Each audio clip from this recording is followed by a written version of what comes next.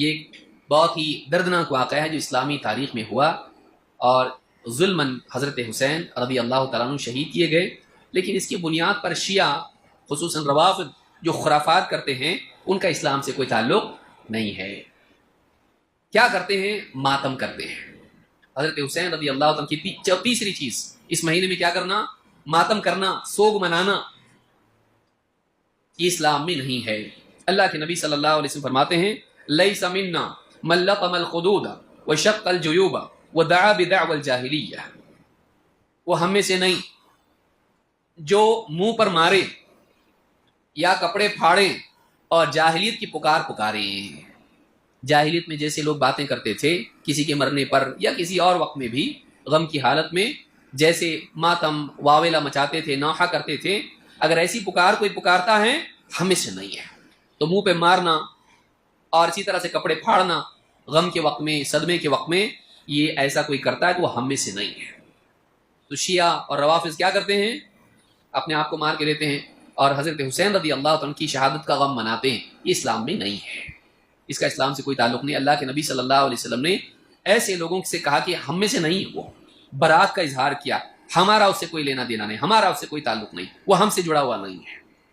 تو اتنی سخت بات آپ نے کہی، تو اس مہینے میں اس طرح سے ماتم کرنا جیسا کہ شیعہ کرتے ہیں، اسلام میں اس کی کوئی اصل نہیں ہے۔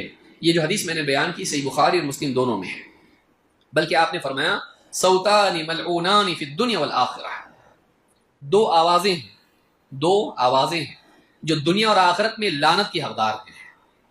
دو آوازیں کون سی ہیں؟ مزمار عند نعمت، نعمتیں پا کر اور خوشحالی کے ایام میں میوزک بجا کے خوشی منانا۔ آج دیکھیے شادیوں میں ہمارے ہو رہا، نعمت نصیب ہوئی ہم کو تو کیا کر رہے ہیں؟ ہاں، میوزک، بلکہ نبی صلی اللہ علیہ وسلم کی پیدائش کے دن بھی میوزک۔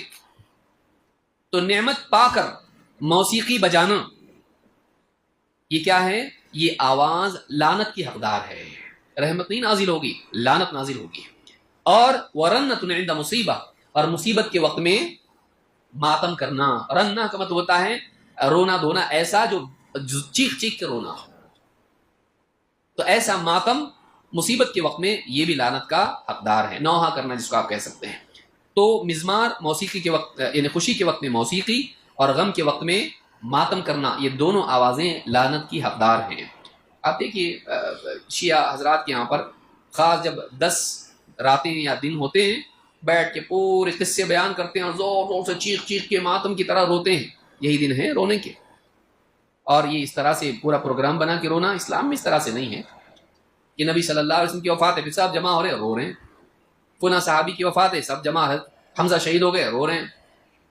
تو اس طرح سے یعنی ماتم منانا کسی کی وفات کا، یہ اسلام میں نہیں ہے۔ اگر ہوتا تو نبی صلی اللہ علیہ وسلم کے زمانے میں جتنے صحابہ قتل ہوئے یا جتنے صحابہ کی وفات ہوئی ان پہ صحابہ بیٹھ کے ماتم کرتے، کبھی نہیں ہوا یہ اسلام میں نہیں ہے۔